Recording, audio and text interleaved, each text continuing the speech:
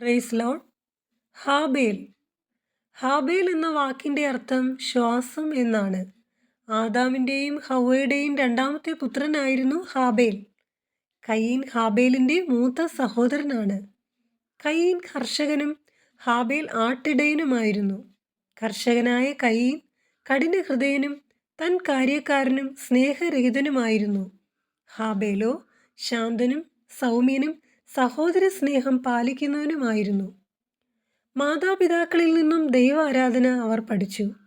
ആദാമും ഹൗവയും ദൈവ കൂട്ടായ്മയിൽ സന്തോഷമായി ജീവിച്ചിരുന്ന കാര്യവും സാത്താൻ പാമ്പിൻ്റെ വേഷത്തിൽ വന്ന് ചതിച്ച് പാപം ചെയ്യിച്ച കഥയും ദൈവം തോട്ടത്തിൽ വന്നപ്പോൾ തങ്ങൾക്ക് അത്തിയില കൂട്ടിത്തുന്നി വസ്ത്രമുണ്ടാക്കി ലജ്ജ മറച്ച കഥയും മക്കളെ പറഞ്ഞു മനസ്സിലാക്കി കാണും. തന്നെത്താൻ ഉണ്ടാക്കിയ അത്തിയില വസ്ത്രം പെട്ടെന്ന് തന്നെ ഉണങ്ങിക്കരിഞ്ഞു പോയല്ലോ. ദൈവം വേറെ വസ്ത്രം അവർക്ക് നൽകിയതും വിവരിച്ചു കാണും. തോൽ കൊണ്ടുള്ള ഉടുപ്പുണ്ടാക്കുവാൻ വേണ്ടി ഒരു മൃഗത്തെ കൊന്ന കഥയും അവരെ മനസ്സിലാക്കിയിരിക്കണം. അങ്ങനെ ലജ്ജ മാറി ദൈവസന്നിധിയിൽ അടുത്തു ചെല്ലുന്നതിന് രക്തച്ചൊരിച്ചിലും മരണവും നടക്കേണ്ടതായും അവരെ ഗ്രഹിപ്പിച്ചു കാണും. അങ്ങനെ രക്തം ചൊരിഞ്ഞുള്ള യാഗം ദൈവാരാധനയുടെ ഭാഗമായി തീർന്നിരുന്നു. അങ്ങനെ ദൈവാരാധന യാഗത്തിലൂടെ നിർവഹിക്കുന്ന പതിവും ഉണ്ടായി. ഹാബേലിൻ്റെയും കയീൻ്റെയും വഴിപാടുകൾ തമ്മിലുള്ള വ്യത്യാസം വ്യക്തമാണ്. ഹാബേൽ ജീവനുള്ള യാഗം കഴിച്ചു. കടിഞ്ഞൂലായ ഒരു ആൺകുട്ടിയെ ഹാബേൽ യാഗം കഴിച്ചപ്പോൾ കയീൻ നിലത്തെ അനുഭവത്തിൽ നിന്ന് യാഗം കഴിച്ചു. കയീൻ സ്വപ്രയത്നത്തിൽ കൂടെ ദൈവത്തെ പ്രസാദിപ്പിക്കുവാൻ ശ്രമിച്ചപ്പോൾ ഹാബേൽ ആകട്ടെ ജീവനുള്ള ഒരു ആൺകുട്ടിയെ യാഗം കഴിച്ചു. ഇത് തൻ്റെ മാതാപിതാക്കൾ പറഞ്ഞു മനസ്സിലാക്കിയത് താൻ കേട്ടു വിശ്വസിച്ചതുമായ നിർദോഷിയായ മൃഗത്തിൻ്റെ മരണത്തിൽ കൂടെ തൻ്റെ മാതാപിതാക്കൾക്കു ലഭിച്ച സംരക്ഷണത്തിൻ്റെ തെളിവായ തോൽ ഉടുപ്പിനെ പറ്റിയുള്ള കഥ വിശ്വസിച്ചതുകൊണ്ട് ചെയ്തതാണ്.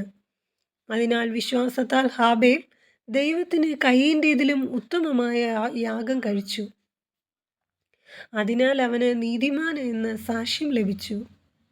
എബ്രായ ലേഖനകർത്താവ് പറയുന്നു, എബ്രായർ 11:4, ഹാബേലിൻ്റെ യാഗം ജീവനുള്ള മൃഗത്തിൻ്റെ രക്തത്തോട് കൂടിയതും കയീൻ്റേത് രക്തരഹിതമായ ബലിയും ആയിരുന്നു. രക്തം ചൊരിഞ്ഞിട്ടല്ലാതെ വിമോചനവുമില്ല. എബ്രായർ 9:22 എന്ന പഴയ നിയമപ്രമാണം ഹാബേൽ അംഗീകരിച്ചു. ഹാബേലിൻ്റെ യാഗം വിശ്വാസമാർഗമായിരുന്നു. കയീൻ്റെ ബലി സ്വപ്രയത്നം കൊണ്ട് ദൈവത്തെ പ്രസാദിപ്പിക്കുന്ന കർമ്മമാർഗത്തെ സൂചിപ്പിക്കുന്നു. ഇന്നും ഒരു കൂട്ടം ആളുകൾ സ്വപ്രയത്നം കൊണ്ട് രക്ഷപ്പെടാമെന്ന് വാദിക്കുന്നു. എന്നാൽ ഞങ്ങളുടെ നീതി പ്രവൃത്തികളൊക്കെയും കറപുരണ്ട തുണി പോലെ മാത്രമാണ് എന്നത് യെശയ്യാവിൻ്റെ പ്രവചന പുസ്തകത്തിൽ നമ്മെ ഓർമ്മിപ്പിക്കുന്നു. അവൻ്റെ പുത്രനായ യേശുവിൻ്റെ രക്തം സകല പാപവും പോക്കി നമ്മെ ശുദ്ധീകരിക്കുന്നു. 1 യോഹന്നാൻ 1:7.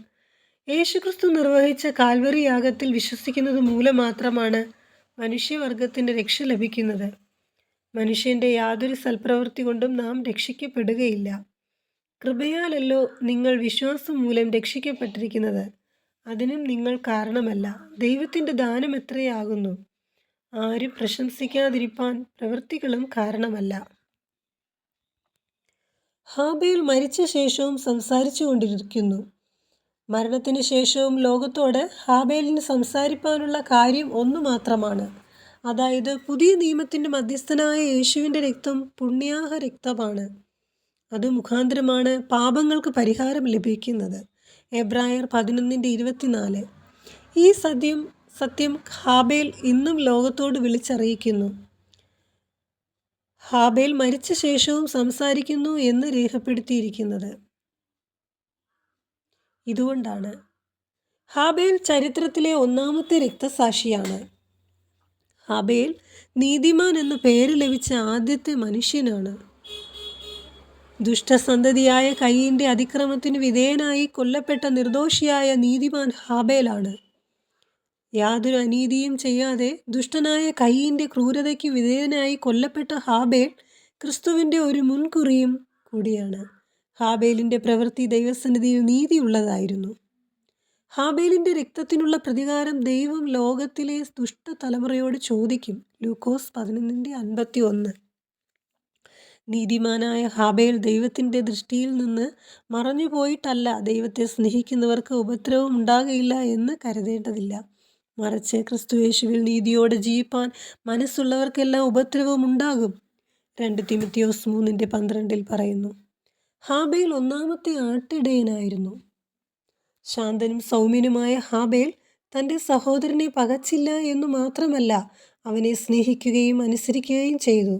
വയലിലേക്ക് പോകാൻ വിളിച്ചപ്പോൾ യാതൊരു മടിയും കൂടാതെ സഹോദരനെ അനുഗമിച്ചു. ഉൽപ്പത്തി പുസ്തകം 4-ാം അധ്യായം 8-ാം വാക്യം. ദുഷ്ടന്മാർക്ക് ദുഷ്ടത പ്രവർത്തിക്കുവാൻ പ്രത്യേക കാരണമൊന്നും വേണമെന്നില്ല. പാപോദ്ദേശം ഹൃദയത്തിലുണ്ട്. ഖയീൻ ഹാബേലിനോട് കയർത്ത് അവനെ കൊല ചെയ്തു. ഹാബേലിൻ്റെ രക്തത്തേക്കാൾ വിലയേറിയ രക്തം ചൊരിഞ്ഞ് നമ്മുടെ കർത്താവ് മനുഷ്യവർഗത്തെ മുഴുവൻ വീണ്ടെടുത്തു.